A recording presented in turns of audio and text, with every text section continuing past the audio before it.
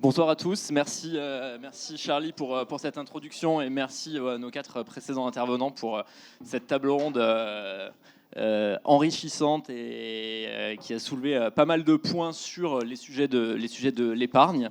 Et justement, pas mal de points ont été soulevés en lien notamment avec le régulateur, la réglementation. On a beaucoup entendu parler du rôle du gouvernement sur ces sujets-là. L'idée, c'était justement de pouvoir entendre les pouvoirs publics s'exprimer autour de ces sujets. Et donc, on est ravis ce soir de pouvoir accueillir Pierre Chabrol, qui est du coup à Bercy, sous-directeur du financement des entreprises et des marchés financiers, qui précédemment était responsable du bureau épargne et marchés financiers à Bercy, donc qui va pouvoir nous répondre sur ces sujets-là et nous apporter un éclairage justement des pouvoirs publics. Pierre est également porte-parole du label ISR. On a pas mal parlé d'épargne responsable également juste avant, donc on pourra avoir un éclairage sur ce qui se passe en France autour de ces sujets-là, notamment avec le renouvellement qui a été communiqué cette semaine de toute la gouvernance du label ISR, et donc quels sont les enjeux derrière tout ça pour aller sans doute un cran plus loin sur ces sujets d'épargne responsable. Peut-être pour démarrer, Charlie le disait tout à l'heure en interviewant les 4 personnes qu'on a eues autour de la table, on n'a pas en France de géants sur l'épargne. On commence à avoir en France et en Europe, on commence à avoir des géants sur les paiements. Charlie évoquait Lydia. Sur l'épargne, c'est un métier sur lequel on n'en a pas encore. On a eu quelques éléments de réponse qui ont été apportés par nos intervenants tout à l'heure. Quelle est vous, à Bercy, la lecture de cette situation ? Alors, la lecture, c'est que, en fait, on a des géants dans le monde de la finance en France. Je parle de géants fintech. Hein. J'ai oublié un mot dans ma question. Ouais, mais parce que ça fait partie. Le paysage, effectivement, est occupé par les géants, en fait. Aujourd'hui, les géants de la banque assurance, les géants de la gestion d'actifs aussi, puisqu'on a le plus gros gestionnaire d'actifs européen en France, et puis d'autres qui sont très importants. Donc, en fait, on a des très gros en France et qui gèrent aujourd'hui l'épargne des Français. Et donc, du coup, l'enjeu, effectivement, c'est d'ouvrir à la concurrence. D'ouvrir à la concurrence, je pense que c'est le message qui nous motive tous. Et on est hyper conscient de la nécessité, justement, de développer cette concurrence. Et les personnes qui sont venues là, justement, montrent que ça se développe. Ça a commencé dans les services de paiement, puis progressivement, les courtiers, banques en ligne, et puis l'ensemble de la scène fintech. Et ce qui est très intéressant dans ce développement-là, c'est que ce sont des entreprises qui s'adressent du coup à de nouveaux publics, donc qui amènent de nouveaux publics vers justement une sensibilisation sur leur épargne et la façon de l'utiliser de la façon la plus intelligente pour eux, de façon à dégager de la rentabilité, et puis intelligente du collectif pour financer l'économie française. Effectivement, et vous venez de dire, on a des géants qui ont un stock d'épargne. Et justement, ça a été évoqué juste avant. Le vrai sujet, c'est comment arriver à permettre une saine concurrence au regard de ce stock d'épargne. On a entendu juste avant Cédrico parler de sujets aussi de concurrence déloyale. Et à ce titre-là, on a un vrai sujet qui a été évoqué avant sur la transférabilité de l'épargne. Aujourd'hui, l'épargne, elle est majoritairement sur des contrats d'assurance vie. Elle est chez ces géants effectivement français qui existent et qui ont ce stock.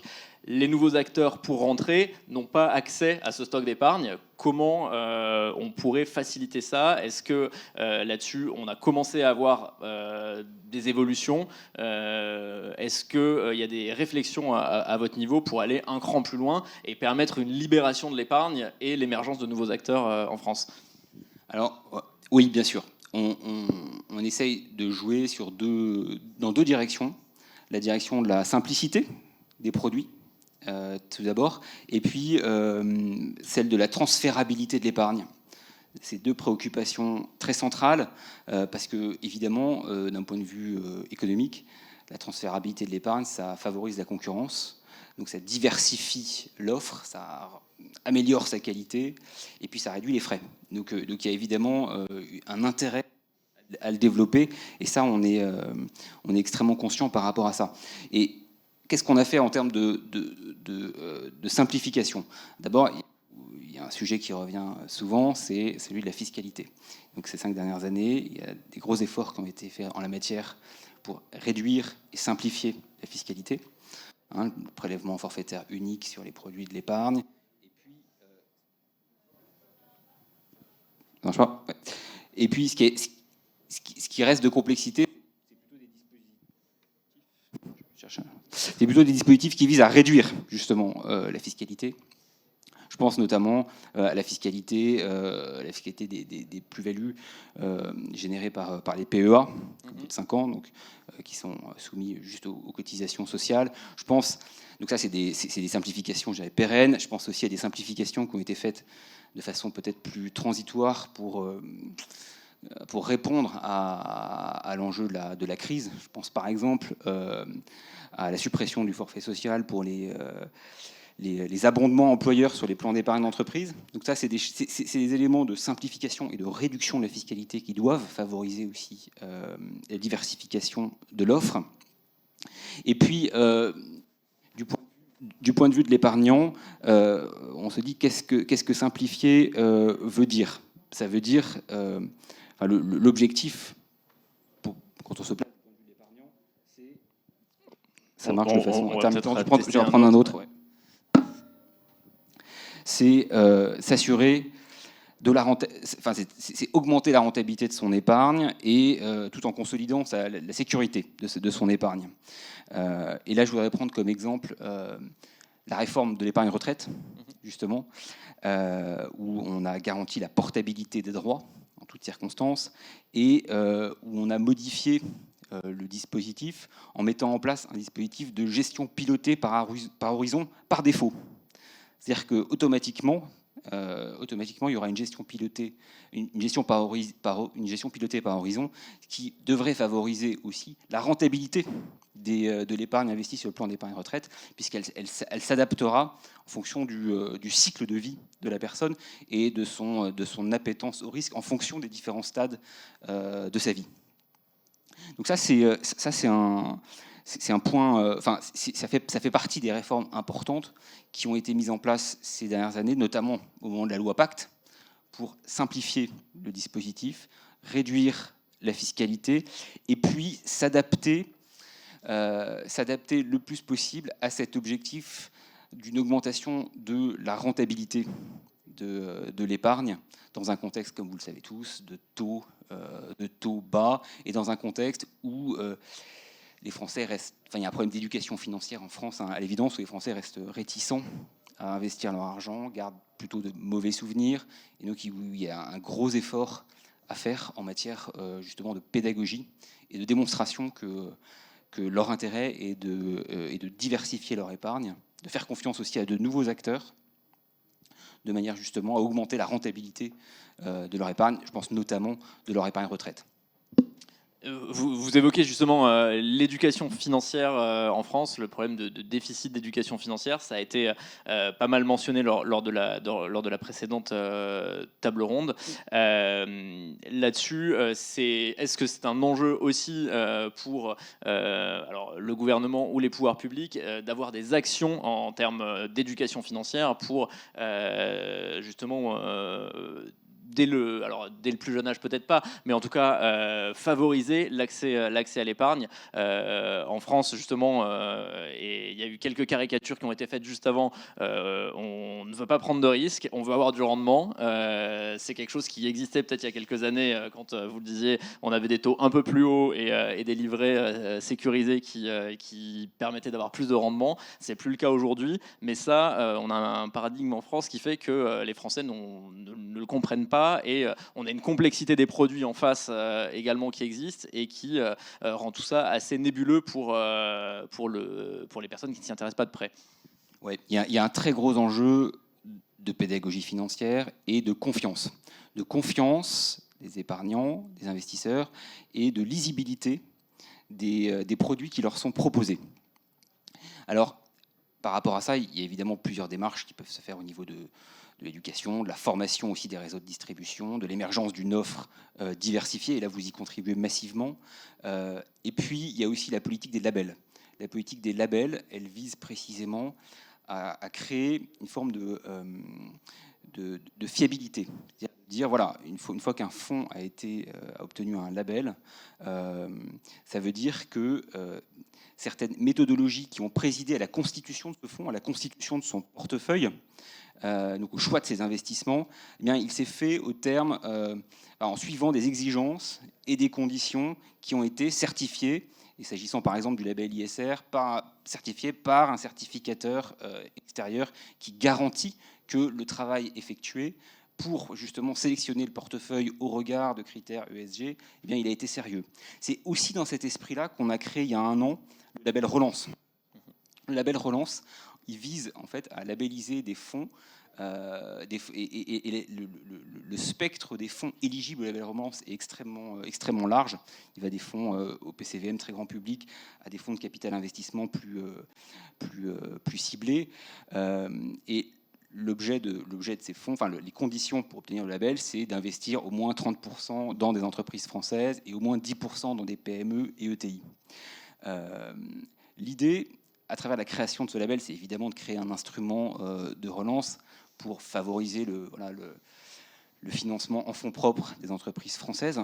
Mais c'est aussi, à plus long terme, un instrument de pédagogie financière pour montrer aux gens qu'en plaçant leur argent dans un fonds labellisé Relance, ils vont contribuer aussi au financement des entreprises dans leur région, près d'eux.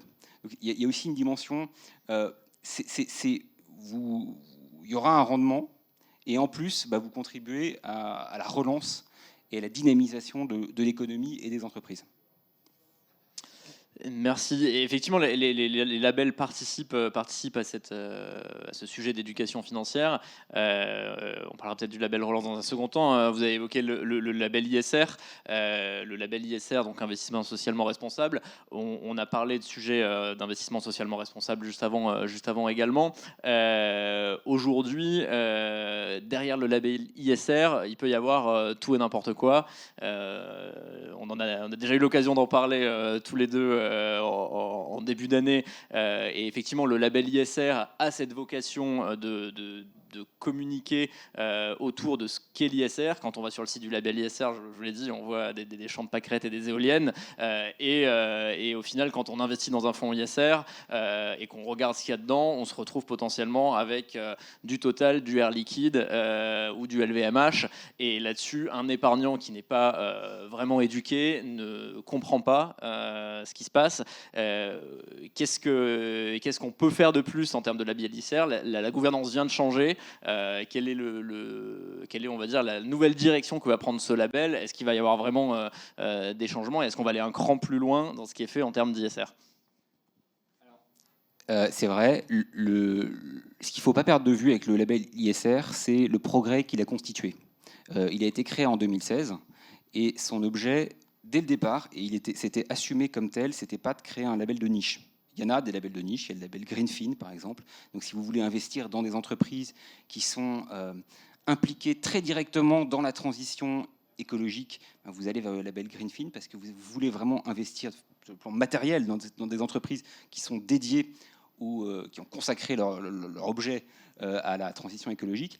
Mais si vous voulez investir de façon diversifiée, assez sûre, tout en s'assurant que le choix du portefeuille s'est quand même fait au regard de critères ESG, là, vous pouvez vous orienter vers le label ISR. Et le label ISR, il a été conçu dès le départ pour être un label inclusif. C'est-à-dire qu'il n'y a pas d'exclusion a priori. Peut-être qu'il y en aura à l'avenir, parce que c'est un sujet dont on peut débattre et qui sera sans doute de nouveau mis sur la table par la nouvelle gouvernance dont vous parliez, Benjamin. Mais il ne faut pas perdre de vue ce qu'il a apporté. C'est-à-dire qu'on était dans un univers où il y avait une offre ESG qui se développait très fortement, un essor très important, et les gens ne savaient pas vraiment comment s'y reconnaître. Et il y avait, au milieu de gens sérieux, beaucoup de gens qui faisaient du greenwashing. Et donc l'avantage du label ISR, c'est qu'au moins, il y a un cahier des charges avec une liste d'exigences, de conditions qui sont fixées. Et il y a des certificateurs qui vont aller voir sur pièce et sur place, dans les fonds, pour voir si vraiment ils se sont donné les moyens de mettre une vraie politique ESG en place, qu'ils ont défini des critères et qu'ils ont construit leur portefeuille au regard de ces critères. Donc ça existe quand même. Je pense qu'il a été conçu pour être inclusif, il a été conçu pour être dynamique aussi. Et donc, on va le faire évoluer, ce cahier des charges. On l'a déjà fait évoluer, d'ailleurs, en ajoutant de nouvelles exigences récemment, de nouvelles exigences qui vont dans le sens, progressivement, d'une démonstration par les fonds de leur impact. On s'oriente vers ça. On n'y est pas encore complètement, parce que savoir démontrer l'impact, ça demande quand même, c'est quand même super exigeant. Mais c'est quand même l'orientation qu'on prend. Et la nouvelle gouvernance qu'on vient donc de mettre en place, nouvelle gouvernance, c'est-à-dire qu'il y a un comité du label qui va proposer au gouvernement des orientations pour faire évoluer le label dans un sens effectivement plus exigeant. Eh bien, elle va travailler là-dessus pour voir justement comment on peut continuer à rendre ce label plus exigeant en ne perdant pas de vue que pour nous, c'est un instrument d'accompagnement de la transition de la gestion financière, tout d'abord, vers l'acclimatation et l'appropriation des méthodologies ESG, et puis aussi, bien sûr, un instrument pour orienter des financements vers une économie plus durable et être capable de démontrer que tout ça se fait de façon sérieuse, quoi. Très clair. Et sur ces sujets-là, justement, est-ce que il y a un rôle aussi pour vous des distributeurs, c'est-à-dire que autour de l'ISR, à la fois, effectivement, on veut aller un cran plus loin. Il y a eu du greenwashing, comme vous le disiez. Il y a eu du greenwashing aussi de la part des distributeurs qui vendent certains produits avec un marketing assez fort et où en fait derrière on se retrouve avec quelque chose d'assez différent, et on fait un peu le lien avec l'éducation financière là-dessus, où finalement c'est comme on a une population qui n'est pas forcément complètement éduquée, elle croit investir dans quelque chose qui n'est pas ce dans quoi elle investit réellement. Oui, ça c'est un enjeu hyper important en effet. Et je crois qu'en ce moment on vit une période effectivement où il y a un essor extraordinaire de gestion financière qui se prétend ESG, parfois qu'il est, mais qu'il n'est pas toujours. Certains font les choses très sérieusement, d'autres un peu moins. L'un des enjeux importants des grandes évolutions de la réglementation française d'abord, puis européenne ensuite, qui est en cours, c'est justement de donner plus de garanties, plus de transparence, mais surtout plus de garanties aux épargnants lorsqu'ils investissent dans des fonds ESG. C'est l'objet, par exemple, vous en avez sans doute entendu parler, de la négociation du règlement sur la taxonomie, qui a été adopté d'ailleurs il y a un an. La taxonomie européenne, ça veut dire quoi? Ça veut dire qu'on crée une sorte de système métrique de la durabilité des activités. C'est-à-dire que les gens, les investissements dans les entreprises qui se disent durables, elles pourront désormais, il faudra maintenant les référer à un référentiel européen sur la durabilité des différentes activités. C'est-à-dire que vous ne pourrez plus prétendre que telle activité est durable et son intensité est plus ou moins forte en termes de durabilité, sans vous référer à ce que j'ai appelé ce système métrique, cette taxonomie européenne. Et précisément, l'existence de la taxonomie, alors ça a été un chantier considérable, ça va être un chantier très complexe à mettre en œuvre pour tous les acteurs de la gestion financière, pour les entreprises, mais ça va donner aussi aux investisseurs et aux épargnants un cadre de référence beaucoup plus fiable que tout ce qui peut exister aujourd'hui, et un langage commun, non seulement en France, mais surtout même au niveau européen, qui permettrait d'avoir un vrai marché des capitaux en Europe. Et ça peut être un instrument très efficace en ce sens. Très bien. Écoutez, merci beaucoup Pierre pour toutes ces réponses et tous ces éclairages sur à la fois les orientations qu'on peut prendre sur ces sujets d'épargne responsable, sur la simplification des produits aussi, la transférabilité de certains qu'on attend tous avec impatience. Merci Pierre. Merci beaucoup Benjamin.